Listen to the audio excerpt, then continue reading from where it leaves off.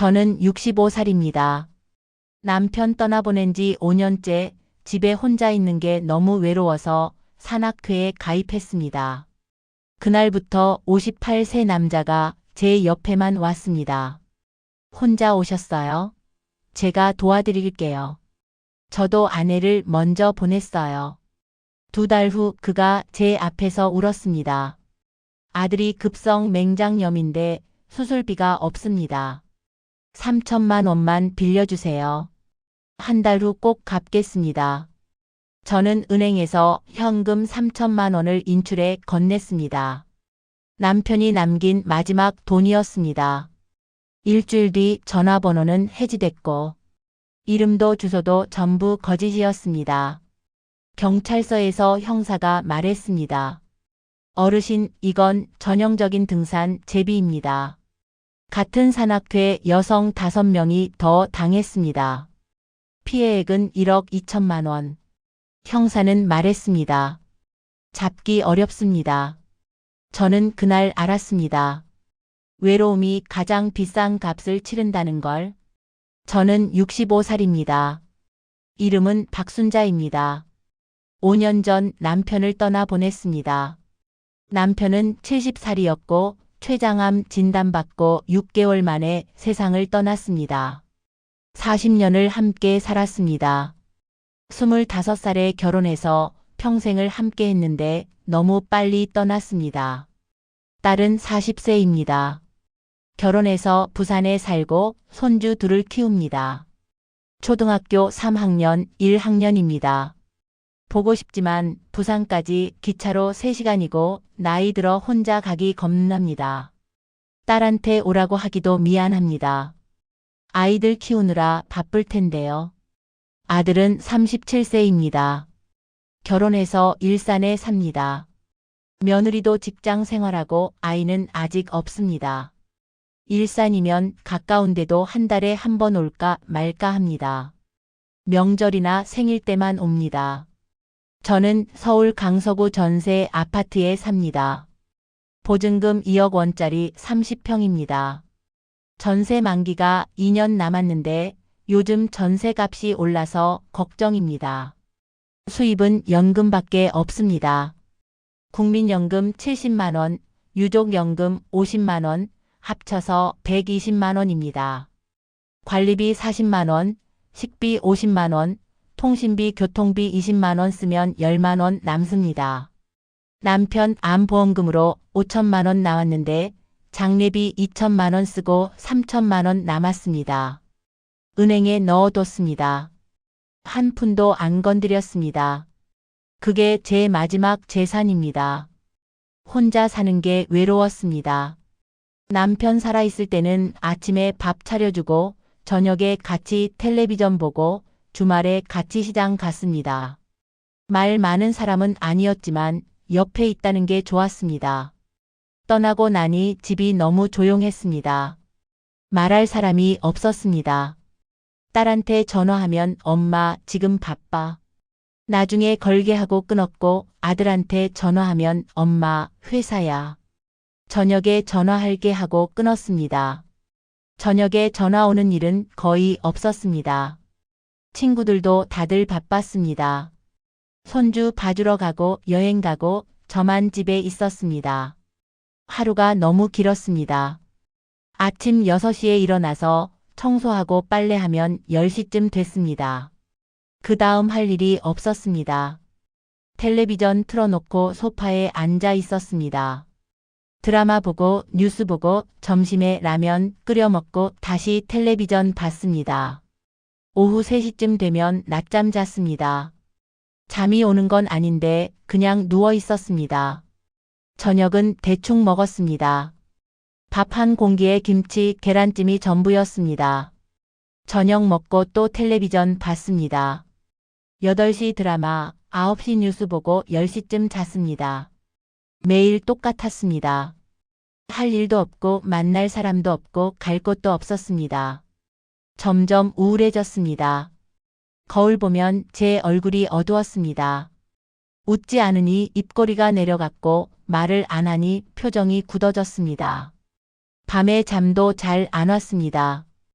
남편 생각하면 눈물 났고 혼자 사는 게 무서웠습니다. 어느 날 구청 볼 일이 있어서 나갔습니다. 민원 처리하고 나오는데 게시판에 공지가 붙어 있었습니다. 실버 산악회 회원 모집 큼직한 글씨였고 내용을 읽었습니다. 60세 이상 어르신 산악회입니다. 매주 토요일 오전 9시 출발, 북한산 관악 산수락산 등산. 건강도 챙기고 친구도 만드세요. 회비 월 3만원 교통비 포함. 문의 김영숙 010-1234-5678. 저는 그 공지를 한참 들여다봤습니다. 등산은 해본 지 오래됐습니다. 남편이랑 20대 때 몇 번 가봤는데 힘들어서 안 갔습니다. 하지만 지금은 달랐습니다. 집에만 있는 것보다 나을 것 같았습니다. 전화번호를 적어뒀습니다. 집에 와서 저녁 먹고 전화했습니다. 여보세요? 밝은 목소리가 들렸습니다. 저기요, 산악회 회원 모집 공지 봤는데요. 아, 네. 가입하시려고요? 네. 근데 제가 등산 경험이 별로 없는데 괜찮을까요? 괜찮아요. 저희는 천천히 가요. 어르신들 산악회라 무리하지 않아요.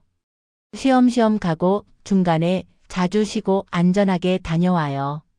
나이 제한 있어요. 60세 이상이시면 돼요. 몇 세세요? 65예요.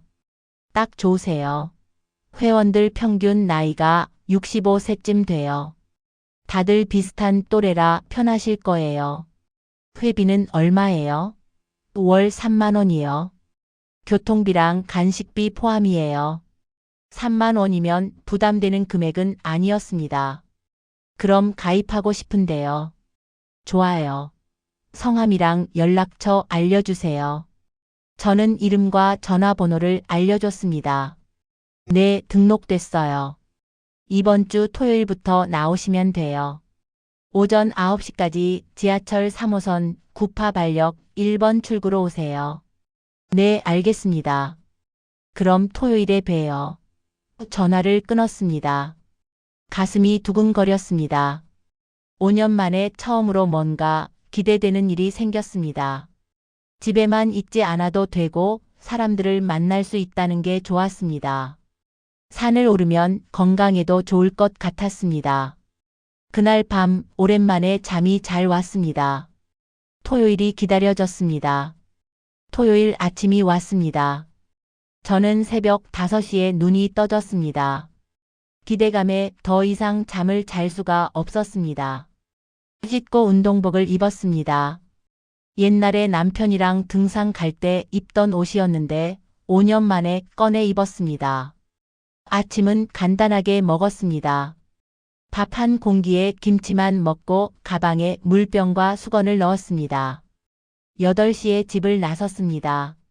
지하철을 탔습니다. 5년 만에 아침 일찍 나오니 신기했습니다. 지하철 안에 사람들이 많았고 저도 그 사람들 틈에 섞여가는 게 좋았습니다. 혼자가 아니라는 느낌이 들었습니다. 구파발역 1번 출구에 도착했습니다. 사람들이 모여 있었습니다. 10명쯤 됐고 다들 등산복 차림이었습니다. 50대 여자분이 다가와서 제 이름을 확인했습니다. 산악회 회장 김영숙이었습니다. 다른 회원들한테 소개받았고 다들 친절하게 인사해줬습니다. 조금씩 사람들이 더 모였고 9시쯤 되니 총 20명이 됐습니다. 여성이 15명, 남성이 5명이었습니다. 버스를 타고 북한산 입구로 갔습니다. 30분쯤 걸렸고 버스 안에서 회원들끼리 얘기하는 소리가 들렸습니다. 다들 친한 것 같았습니다. 저는 아는 사람이 없어서 조용히 앉아 있었습니다. 입구에서 스트레칭을 했습니다. 회장이 동작을 보여줬고 다들 따라 했습니다. 팔 돌리고 다리 펴고 허리 굽히고 10분쯤 스트레칭 했습니다. 등산이 시작됐습니다. 처음에는 평지였는데 10분쯤 지나니 오르막이 시작됐습니다. 숨이 차기 시작했습니다. 5년 동안 운동을 안 해서 체력이 떨어진 것 같았습니다. 옆에서 남자 목소리가 들렸습니다. 괜찮으시냐고 물었습니다. 고개를 돌려보니 50대 후반 남자였습니다. 키가 170cm쯤 되고 마른 체형이었습니다. 얼굴은 까무잡잡했고 인상이 부드러웠습니다. 등산복을 단정하게 입고 있었습니다. 저는 괜찮다고 대답했습니다. 그 남자는 천천히 가면 된다고 말했고 자기가 도와주겠다고 했습니다. 자기 이름은 김영호이고 이 산악회에 1년쯤 다녔고 나이는 58세라고 했습니다. 김영호가 제 옆에서 같이 걸었습니다. 속도를 제 걸음에 맞춰줬고 제가 숨차면 잠깐 쉬자고 했습니다. 물을 건네줬고 땀 닦으라며 손수건도 건네줬습니다. 친절했습니다. 처음 보는 사람인데 이렇게 잘해주니 고마웠습니다. 1시간쯤 오르니 쉼터가 나왔습니다. 벤치가 있었고 매점도 있었습니다. 다들 앉아서 물 마시고 수다 떨었습니다. 김영호는 제 옆에 앉았습니다. 매점 가서 물을 사와서 제게 줬습니다. 돈을 주려고 했는데 받지 않았습니다. 20분쯤 쉬고 다시 올랐습니다. 정상까지는 1시간 더 걸렸습니다. 김영호가 계속 제 옆에서 걸었습니다. 중간중간 쉬면서 천천히 올라갔고 정오쯤 정상에 도착했습니다. 정상에서 점심을 먹었습니다. 저는 편의점 김밥을 먹었고 김영호는 도시락을 먹으면서 반찬을 나눠줬습니다. 계란말이랑 소시지였는데 맛있었습니다. 저도 김밥을 나눠줬습니다. 정상에서 서울 시내가 보였습니다. 경치가 좋았고 5년 만에 이렇게 높은 곳에 올라오니 답답했던 마음이 풀리는 것 같았습니다. 하산은 더 쉬웠습니다. 내려가는 길이라 숨도 덜 찼습니다. 김영호는 하산할 때도 제 옆에 있었습니다. 돌부리 조심하라고 알려줬고 경사진 곳에서는 손 잡아줬습니다. 저보다 어린 사람이 이렇게 챙겨주니 마음이 따뜻해졌습니다. 오후 3시쯤 입구에 도착했습니다. 회원들이 근처 막걸리 집으로 갔고 저도 따라갔습니다. 파전이랑 막걸리를 시켰습니다. 회원들끼리 둘러앉아서 오늘 등산 얘기를 했고 다들 웃고 떠들었습니다. 김영호는 제 옆자리에 앉았습니다.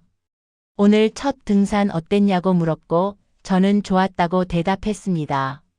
그는 다음 주에도 나오시냐고 물었고 저는 나온다고 했습니다. 집에 돌아왔을 때는 저녁 6시쯤 됐습니다. 몸은 피곤했지만 마음은 가벼웠습니다. 오랜만에 사람들을 만났고 산도 올랐고 말도 많이 했습니다. 특히 김영호가 친절해서 좋았습니다. 다음 주가 기다려졌습니다. 둘째 주 토요일이 됐습니다. 저는 일주일 내내 토요일을 기다렸습니다.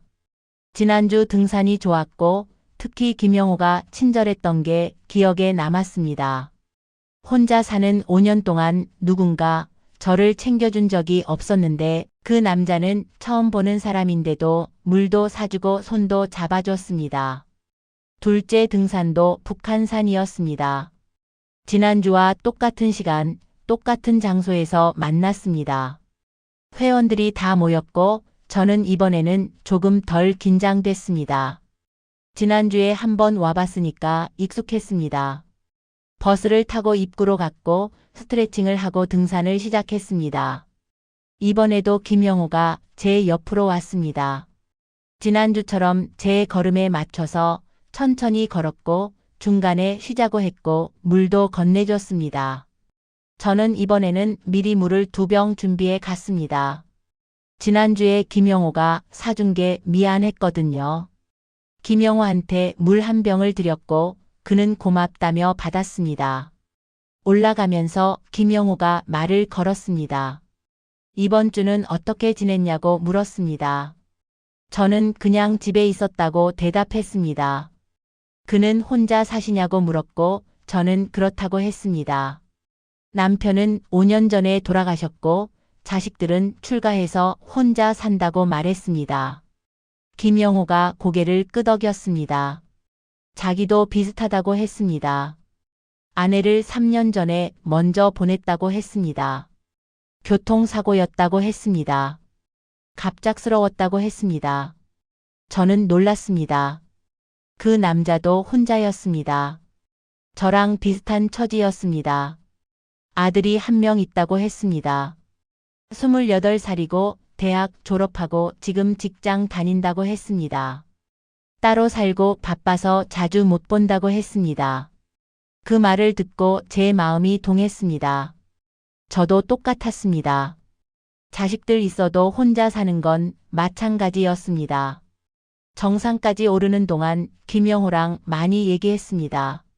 남편 얘기도 했고 아내 얘기도 들었습니다. 외로운 얘기도 했고 힘든 얘기도 했습니다. 김영호는 제 얘기를 잘 들어줬습니다. 고개를 끄덕이면서 공감해줬고 자기도 그렇다고 말해줬습니다. 오랜만에 제 얘기를 누군가한테 털어놓으니 마음이 편해졌습니다. 점심 먹을 때도 김영호 옆에 앉았습니다. 이번에는 김영호가 도시락을 더 많이 준비해 왔습니다.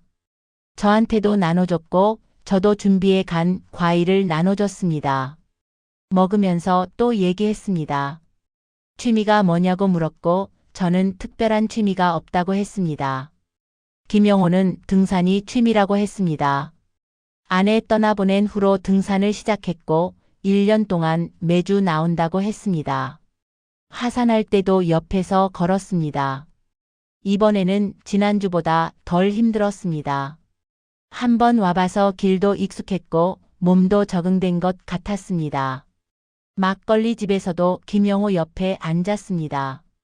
자연스럽게 옆자리가 됐고 회원들도 우리 둘이 친해진 걸 눈치챈 것 같았습니다. 셋째 주도 갔습니다. 이번에는 관악산이었습니다. 북한산보다 조금 낫다고 했는데 그래도 오르막이 많았습니다. 김영호는 역시 제 옆에 왔습니다. 이제는 당연한 것처럼 제 옆자리가 김영호 자리가 됐습니다. 다른 회원들도 우리 둘이 짝인 줄 알았습니다. 이번 주는 김영호가 더 개인적인 얘기를 했습니다. 아내 떠나보낸 후로 1년 동안 우울증이 있었다고 했습니다. 병원도 다녔고 약도 먹었다고 했습니다. 아들이 걱정해서 산악회 가입을 권유했고 그래서 시작했다고 했습니다. 등산하면서 조금씩 나아졌다고 했습니다. 요즘은 약도 안 먹는다고 했습니다. 저도 제 얘기를 했습니다. 남편 떠나보낸 후로 우울했다고 아무것도 하기 싫었다고 하루 종일 집에만 있었다고 말했습니다. 김영호가 제 손을 잠깐 잡았습니다. 많이 힘드셨을 거라고 말했습니다. 그 순간 제 눈에 눈물이 났습니다. 5년 동안 아무도 제 마음을 이해해주지 않았는데 김영호는 이해해줬습니다. 넷째 주는 수락산이었습니다. 이번에도 김영호 옆에서 걸었습니다. 이제는 얘기할 게 많아졌습니다. 젊었을 때 얘기도 했고 결혼 생활 얘기도 했고 자식 키운 얘기도 했습니다. 김영호는 제 얘기를 재미있어 했고 자기 얘기도 많이 해줬습니다. 시간 가는 줄 몰랐습니다. 점심 먹고 내려올 때 김영호가 물었습니다. 혹시 등산 말고 따로 만나서 커피 마실 수 있냐고 물었습니다. 저는 잠깐 망설였습니다. 남자랑 단둘이 만나는 게 오랜만이었고 조금 어색했습니다. 하지만 김영호는 나쁜 사람 같지 않았고 오히려 믿음직스러웠습니다. 저는 좋다고 대답했습니다. 다음 주 화요일에 만나기로 했습니다. 강서구 근처 카페에서 만나기로 했습니다. 김영호가 장소를 정했고 저는 그냥 따라가기로 했습니다. 화요일이 됐습니다. 저는 평소보다 옷을 신경 써서 입었습니다. 깨끗한 블라우스에 치마를 입었고 머리도 단정하게 묶었습니다. 5년 만에 이렇게 꾸미는 것 같았습니다. 거울을 보니 제 얼굴이 조금 밝아 보였습니다. 카페에 갔습니다. 김영호가 먼저 와 있었습니다. 저를 보고 웃으며 손을 흔들었습니다. 자리에 앉았고 커피를 주문했습니다. 김영호가 케이크도 시켰습니다. 둘이서 커피 마시면서 얘기했습니다. 산악회 얘기, 일상 얘기, 별것 아닌 얘기들이었지만 즐거웠습니다. 1시간쯤 얘기하다가 김영호가 말했습니다. 저랑 얘기하면 마음이 편하다고 했습니다. 오랜만에 이렇게 속 깊은 얘기를 나눠본다고 했습니다. 저도 같은 마음이었습니다. 김영호는 저를 이해해줬고 제 얘기를 들어줬습니다. 외로웠던 제 마음이 조금씩 채워지는 것 같았습니다. 그날 이후로 김영호랑 자주 연락했습니다. 문자도 주고받았고 가끔 전화도 했습니다. 2달이 지났습니다. 저는 매주 토요일 산악회에 나갔고 김영호도 매번 제 옆에 있었습니다. 이제는 산악회 회원들도 우리 둘이 친하다는 걸 알았고 누구도 이상하게 생각하지 않았습니다. 오히려 잘 어울린다고 좋은 친구를 만났다고 말해줬습니다. 등산 말고도 자주 만났습니다. 화요일마다 카페에서 만나서 커피 마셨고 가끔 점심도 같이 먹었습니다. 김영호는 항상 제 얘기를 잘 들어줬고 저도 김영호 얘기를 들어줬습니다. 외로웠던 제 일상에 김영호가 들어오면서 삶이 조금씩 밝아졌습니다. 아침에 일어나면 김영호한테 문자 보낼 생각을 했고 저녁에는 오늘 있었던 일을 말해줄 생각을 했습니다. 5년 만에 처음으로 누군가를 기다리게 됐습니다. 어느 토요일 북한산 등산이었습니다. 날씨가 좋았고 회원들도 다 나왔습니다. 평소처럼 등산을 했고 김영호는 제 옆에서 걸었습니다. 그런데 그날 김영호가 평소와 달랐습니다. 말이 별로 없었고 표정이 어두웠습니다. 웃지도 않았고 자꾸 한숨을 쉬었습니다. 저는 괜찮으냐고 물었습니다. 김영호는 괜찮다고 했지만 얼굴이 괜찮아 보이지 않았습니다. 무슨 일 있냐고 다시 물었고 김영호는 나중에 얘기하겠다고 했습니다. 저는 더 이상 묻지 않았습니다. 김영호가 말하고 싶을 때 말하겠지 생각했습니다. 하산하고 막걸리 집에 갔습니다. 다들 막걸리 마시고 파전 먹으면서 떠들었는데 김영호만 조용했습니다. 막걸리도 거의 안 마셨고 파전도 안 먹었습니다.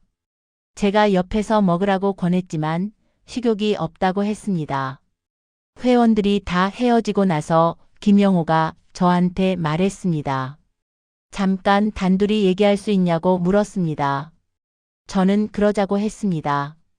근처 조용한 카페로 갔습니다. 김영호는 커피를 주문했지만 마시지 않았습니다. 그냥 컵만 들고 있었습니다. 한참 침묵이 흐르다가 김영호가 말했습니다. 아들한테 문제가 생겼다고 했습니다. 무슨 일이냐고 물었고 김영호는 한숨을 쉬며 말했습니다. 아들이 급성 맹장염에 걸렸다고 했습니다. 복통으로 응급실에 갔는데 맹장이 터지기 직전이라서 바로 수술해야 한다고 했습니다. 저는 놀랐습니다. 급하게 수술해야 하는 거냐고 물었고 김영호는 그렇다고 했습니다. 내일 당장 수술 들어간다고 했습니다. 그런데 문제는 수술비라고 했습니다. 얼마나 드냐고 물었고 김영호는 목소리를 낮췄습니다. 3천만 원이라고 했습니다. 입원비랑 수술비 합쳐서 3천만 원 정도 든다고 했습니다. 저는 깜짝 놀랐습니다.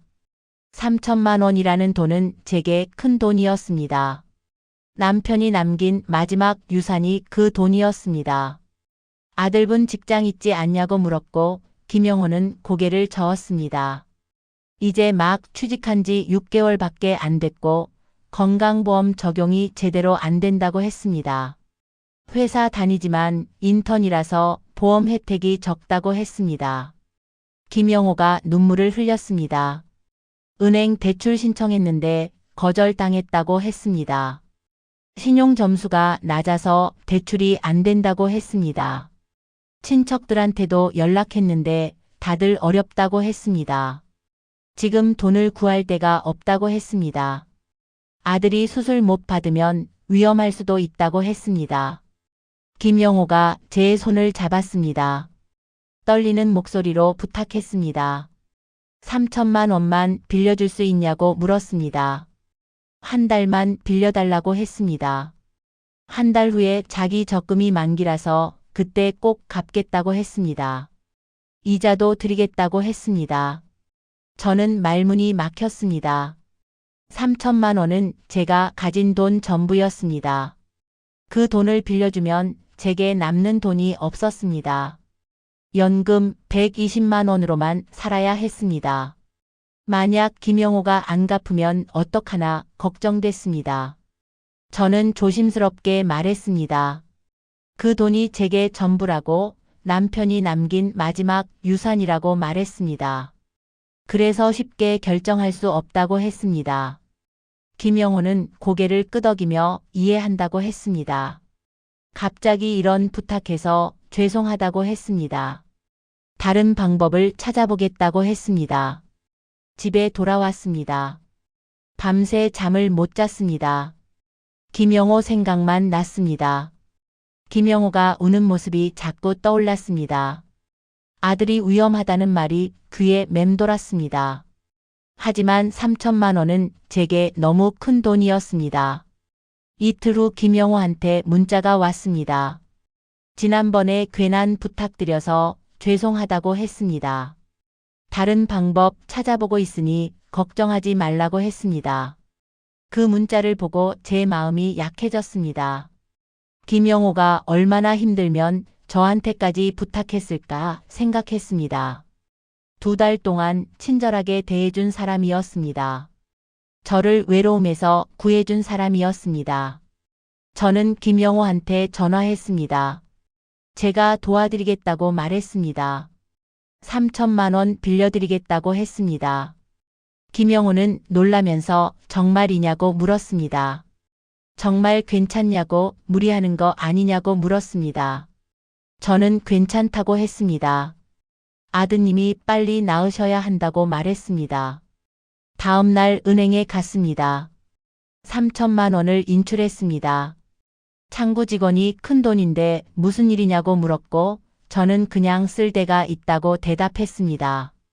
현금 3천만 원을 가방에 넣었습니다. 가방이 무거웠습니다. 김영호랑 만났습니다. 카페에서 만나기로 했는데 김영호가 먼저 와 있었습니다.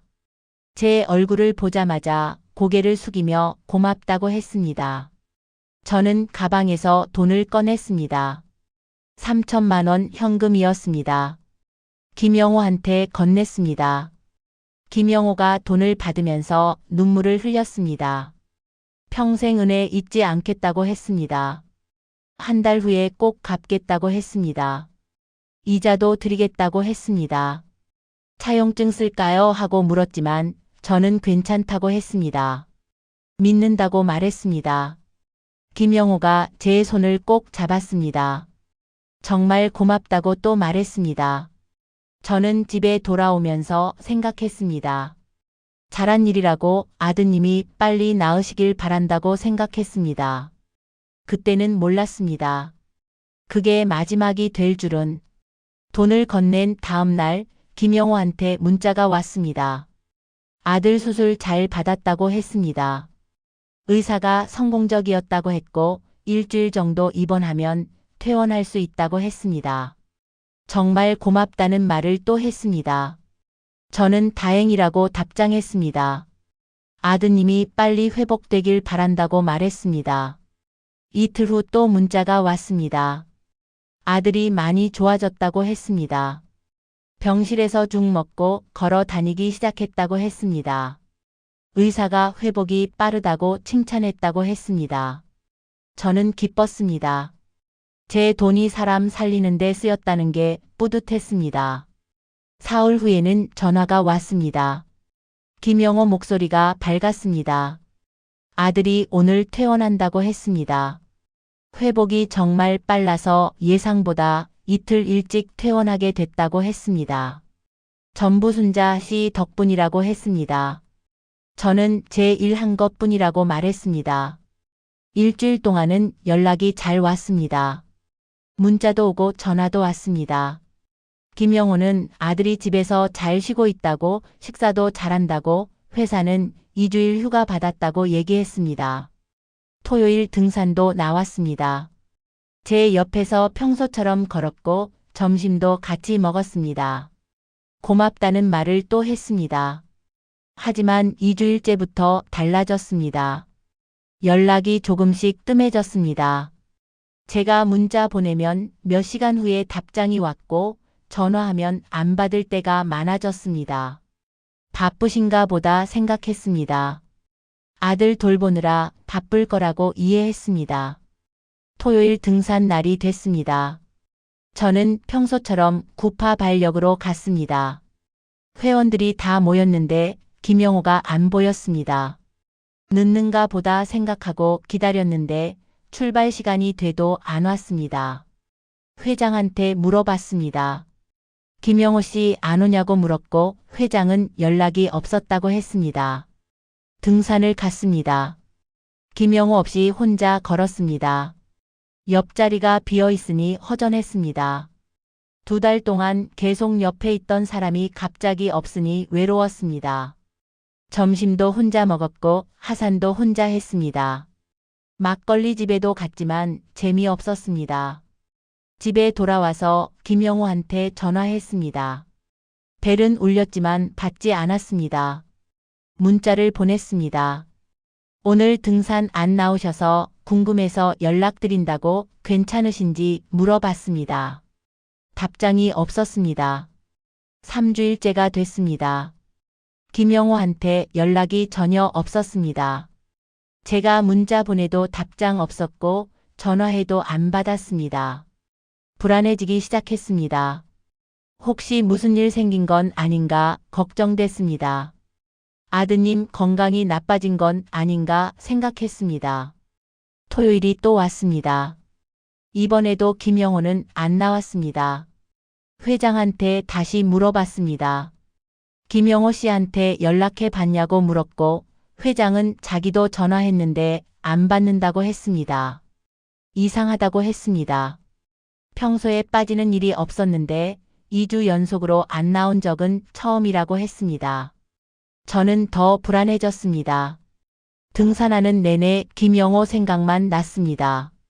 혹시 아프신 건 아닌가, 사고 난 건 아닌가 온갖 걱정이 들었습니다. 집에 돌아와서 또 전화했습니다. 역시 안 받았습니다. 넷째 주가 됐습니다. 저는 매일 김영호한테 전화했습니다. 아침에도 걸고 저녁에도 걸었습니다. 한 번도 받지 않았습니다. 문자도 보냈습니다. 걱정된다고 연락 좀 달라고 무슨 일 있으시면 말씀해 달라고 썼습니다. 답장이 없었습니다. 밤에 잠을 못 잤습니다. 혹시 제가 뭘 잘못한 건가 생각했습니다. 돈 빌려준 게 부담됐나, 미안해서 연락 못 하시나 생각했습니다. 아니면 정말 무슨 일이 생긴 건가 걱정했습니다. 5째 주 토요일도 김영호는 안 나왔습니다. 저는 회장한테 김영호 주소나 다른 연락처를 아냐고 물어봤습니다. 회장이 산악회 가입 신청서를 확인했습니다. 주소가 적혀 있었습니다. 서울시 마포구 어딘가였습니다. 저는 그 주소를 적어뒀습니다. 등산 끝나고 집에 가지 않고 그 주소로 갔습니다. 지하철 타고 마포구까지 갔습니다. 주소를 찾아갔는데 오래된 다세대 주택이었습니다. 2층 205호라고 신청서에 적혀 있었습니다. 2층으로 올라갔습니다. 205호 문을 두드렸습니다. 아무 소리가 없었습니다. 다시 두드렸습니다. 여전히 조용했습니다. 문손잡이를 돌려봤는데 잠겨 있었습니다. 옆집 문을 두드렸습니다. 60대 여자가 나왔습니다. 205호에 누가 사냐고 물어봤습니다. 그 여자가 고개를 저었습니다. 205호는 1년 전부터 비어 있다고 했습니다.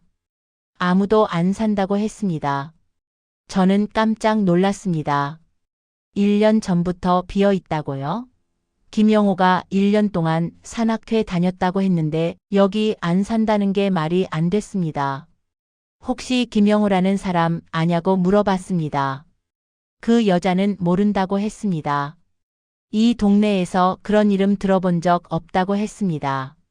저는 그제야 뭔가 이상하다고 느꼈습니다. 집에 돌아왔습니다. 6째 주가 됐습니다. 저는 다시 김영호한테 전화했습니다. 이번에는 벨이 울리지도 않았습니다. 녹음된 목소리가 나왔습니다. 고객님이 전화하신 번호는 현재 사용되지 않습니다. 해지된 번호였습니다. 손이 떨렸습니다. 전화번호가 해지됐습니다. 주소는 가짜였습니다. 연락이 완전히 끊겼습니다. 그제야 깨달았습니다. 사기당한 것 같다고. 손이 떨렸습니다. 전화번호가 해지됐다는 사실이 믿기지 않았습니다. 혹시 제가 잘못 들은 건 아닌가 싶어서 다시 전화했습니다.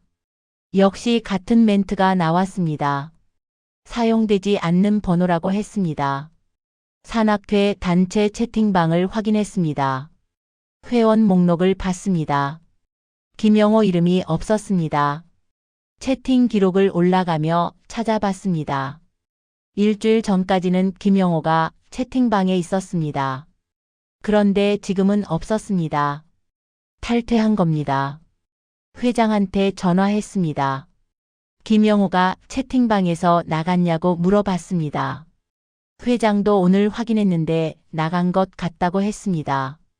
언제 나갔는지는 모르겠고 조용히 나간 것 같다고 했습니다. 왜 나갔는지도 모르겠다고 했습니다. 저는 그날 밤 잠을 못 잤습니다. 3천만 원이 계속 생각났습니다. 김영호가 정말 사기꾼이었나 생각했습니다. 아들 수술은 거짓이었나, 모든 게 계획된 거였나, 머릿속이 복잡했습니다. 아니길 바랐습니다.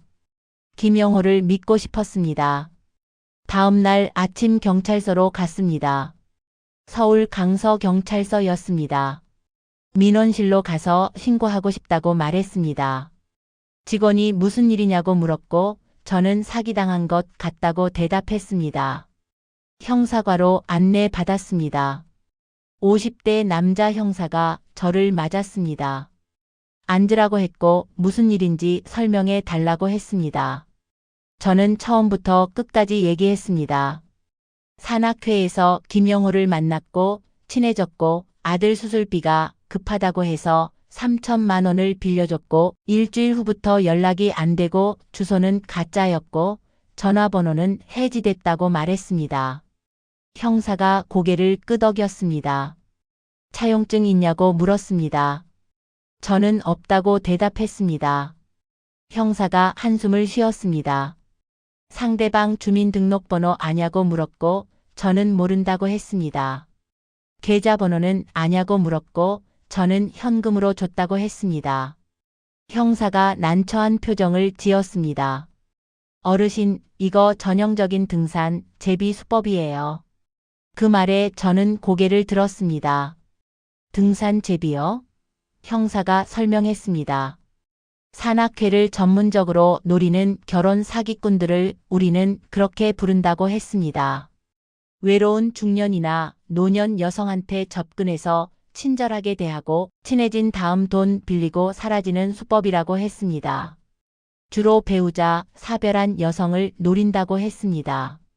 똑같은 처지인 척하면서 공감대를 형성하고 신뢰를 얻은 후 급한 일이 생겼다며 돈을 요구한다고 했습니다. 형사가 계속 말했습니다. 요즘 이런 사기가 정말 많다고 했습니다.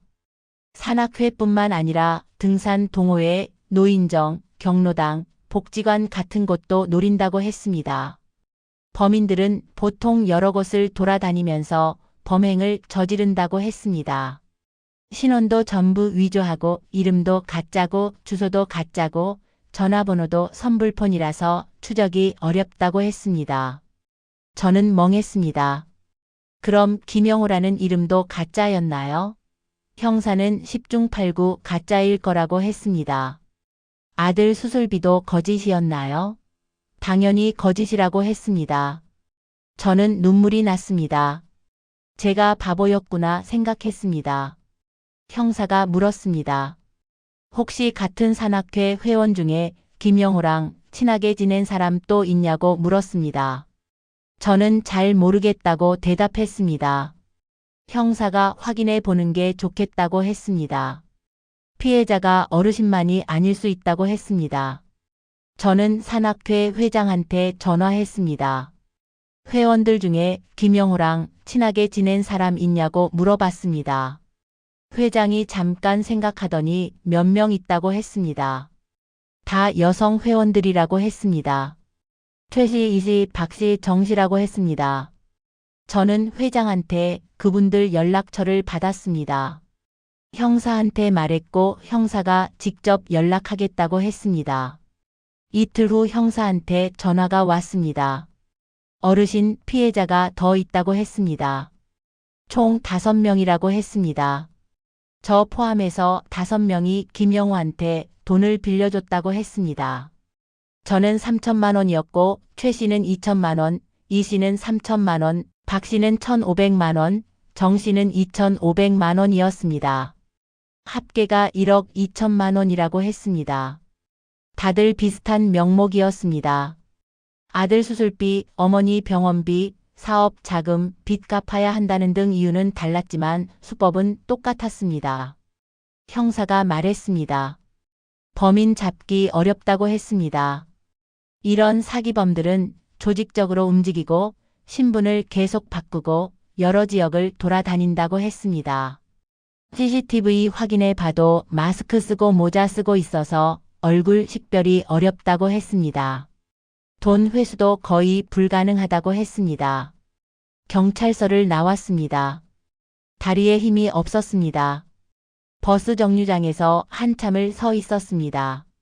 3천만 원이 사라졌습니다. 남편이 남긴 마지막 유산이 없어졌습니다. 이제 남은 돈은 없었습니다. 연금 120만 원으로만 살아야 했습니다. 집에 돌아와서 주저앉았습니다. 눈물이 났습니다. 김영호가 친절했던 게 다 거짓이었습니다. 저를 이해해 준다던 것도 거짓이었습니다. 비슷한 처지라던 것도 거짓이었습니다. 처음부터 제 돈을 노린 거였습니다. 외로움을 이용당했습니다. 경찰서 다녀온 다음 주 토요일이 됐습니다. 산악회 가는 날이었습니다. 저는 가고 싶지 않았습니다. 김영호가 있던 곳, 김영호랑 같이 걸었던 그 길을 다시 가기 싫었습니다. 하지만 안 갈 수도 없었습니다. 다른 피해자들을 만나야 했습니다. 구파 반력에 갔습니다. 회원들이 모여 있었습니다. 저는 최씨, 이씨, 박씨, 정씨를 찾았습니다. 다들 왔습니다. 서로 눈을 마주쳤습니다. 말하지 않아도 알 수 있었습니다. 우리 5명이 김영호한테 당한 사람들이었습니다. 등산 가기 전에 우리 5명이 따로 모였습니다. 조용한 곳으로 갔습니다. 최 씨가 먼저 말했습니다. 2천만 원 빌려줬다고 했습니다. 어머니 병원비가 급하다고 해서 빌려줬는데 연락이 끊겼다고 했습니다. 이 씨도 말했습니다. 3천만 원 빌려줬다고 했습니다. 사업 자금이 급하다고 해서 줬다고 했습니다. 박 씨는 1,500만 원이었습니다. 빚 갚아야 한다고 해서 빌려줬다고 했습니다. 정 씨는 2,500만 원이었습니다. 동생 결혼 자금이 필요하다고 해서 줬다고 했습니다. 다들 똑같았습니다. 김영호가 친절하게 대했고 친해졌고 갑자기 급한 일이 생겼다며 돈을 빌렸고 일주일 후부터 연락이 끊겼습니다. 최 씨가 울었습니다. 2천만 원이 평생 모은 돈이었다고 했습니다. 남편 사망보험금이었다고 했습니다. 이제 남은 게 없다고 했습니다. 이 씨도 울었습니다. 3천만 원이 자기 노후 자금 전부였다고 했습니다. 연금으로만 어떻게 사냐고 했습니다. 저도 눈물이 났습니다. 우리 5명이 다 같은 처지였습니다. 혼자 살고 외롭고 배우자 사별하고 자식들 멀리 있고 김영호가 유일한 친구였습니다. 그 친구가 우리를 이용했습니다. 우리 외로움을 노렸습니다. 우리 돈을 가져갔습니다. 등산을 갔습니다. 5명이 함께 걸었습니다. 아무도 말이 없었습니다. 평소처럼 웃지도 않았고 떠들지도 않았습니다. 다른 회원들이 이상하게 쳐다봤습니다. 분위기가 너무 어두웠습니다. 점심 먹을 때 회장이 물었습니다. 무슨 일 있냐고 물었습니다. 저는 대답하지 않았습니다. 최 씨도 박 씨도 다들 입을 다물었습니다. 말하고 싶지 않았습니다. 창피했습니다. 사기당했다는 게 부끄러웠습니다. 하산하고 막걸리 집에 갔습니다. 평소처럼 막걸리를 마셨는데 맛이 없었습니다. 한 잔 마시고 일어났습니다. 회장한테 말했습니다.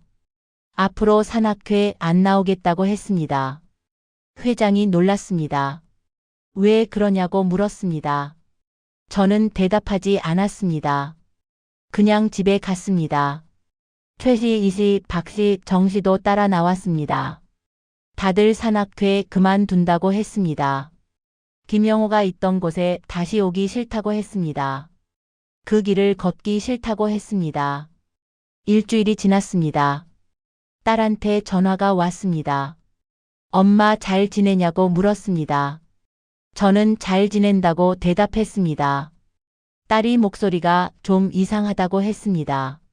무슨 일 있냐고 물었습니다. 저는 아무 일 없다고 말했습니다. 하지만 딸은 계속 물어봤습니다. 정말 괜찮으시냐고, 숨기는 거 아니냐고 물었습니다. 저는 참았던 눈물이 터졌습니다. 결국 다 얘기했습니다. 산악회에서 남자를 만났고 친해졌고 돈을 빌려줬고 사기당했다고 말했습니다. 3천만 원 날렸다고 말했습니다. 딸이 소리쳤습니다. 3천만 원이요? 아빠가 남긴 돈 전부잖아요. 어떻게 그런 사기를 당하세요? 딸의 목소리에 화가 섞여 있었습니다. 제 가슴이 아팠습니다. 딸한테 혼나는 게 이렇게 아플 줄 몰랐습니다. 딸이 계속 말했습니다. 엄마가 왜 그렇게 쉽게 돈을 빌려주세요? 차용증도 안 받고 상대방 신분도 확인 안 하고. 저는 대답할 수 없었습니다. 딸 말이 다 맞았습니다. 제가 바보였습니다. 딸이 한숨을 쉬었습니다. 당장 부산 올라간다고 했습니다. 엄마 혼자 두면 안 될 것 같다고 했습니다. 저는 오지 말라고 했습니다. 아이들 있잖냐고 괜찮다고 말했습니다. 하지만 딸은 이번 주 토요일에 간다고 했습니다. 토요일에 딸이 왔습니다. 손주들도 데려왔습니다. 저는 반가웠지만 창피했습니다. 딸이 통장을 달라고 했습니다. 확인해 보겠다고 했습니다. 저는 통장을 줬습니다. 딸이 잔액을 확인했습니다. 3천만 원이 빠져나간 기록이 보였습니다. 딸이 말했습니다. 앞으로 큰돈 쓸 일 있으면 저한테 먼저 상의하라고 했습니다. 혼자 결정하지 말라고 했습니다. 또 당하면 어떡하냐고 했습니다. 저는 알았다고 대답했습니다. 제 자존심이 무너졌습니다. 65년 인생에서 처음으로 딸한테 관리받는 기분이었습니다. 딸이 돌아갔습니다. 저는 다시 혼자가 됐습니다. 산악회도 안 갔습니다. 친구들도 안 만났습니다. 창피했습니다. 사람들이 제 얘기를 할 것 같았습니다. 저 사람 사기당했대, 3천만 원 날렸대, 바보 같대, 그런 얘기들이 들릴 것 같았습니다. 집에만 있었습니다. 남편 떠나보낸 5년 전으로 돌아간 것 같았습니다. 산악회를 그만둔 지 한 달이 지났습니다. 다시 예전으로 돌아갔습니다. 아침에 일어나서 청소하고 빨래하고 텔레비전 보고 낮잠 자고 저녁 먹고 텔레비전 보고 잤습니다. 매일 똑같았습니다. 할 일도 없고 만날 사람도 없고 갈 곳도 없었습니다. 5년 전 남편 떠나보낸 후로 외로웠는데 지금은 그때보다 더 외로웠습니다. 그때는 외로움만 있었지만 지금은 외로움에 배신감까지 더해졌습니다. 김영호가 생각났습니다. 친절했던 모습이, 웃던 얼굴이, 제 손 잡아주던 순간이 자꾸 떠올랐습니다. 그게 다 거짓이었다는 게 믿기지 않았습니다. 밤에 잠을 잘 못 잤습니다. 3천만 원 생각이 났습니다. 남편이 평생 일해서 모은 돈이었습니다. 남편이 저를 위해 남긴 돈이었습니다. 제가 그 돈을 지켜야 했는데 1년도 안 돼서 다 날렸습니다. 남편한테 죄송했습니다. 제 자신한테도 화가 났습니다. 통장을 확인하는 게 무서워졌습니다. 잔액이 거의 없었습니다. 연금 120만 원만 들어오고 관리비 40만 원 나가고 식비 50만 원 쓰고 통신비 교통비 20만 원 쓰면 10만 원 남았습니다. 병원 가거나 경조사 있으면 적자였습니다. 어떻게 살아야 하나 걱정됐습니다. 딸한테 전화가 자주 왔습니다. 일주일에 2~3번 전화해서 잘 지내시냐고 물었습니다. 큰돈 쓸 일 없냐고 물었습니다. 이상한 사람 만난 거 없냐고 물었습니다. 저는 매번 아무 일 없다고 대답했습니다.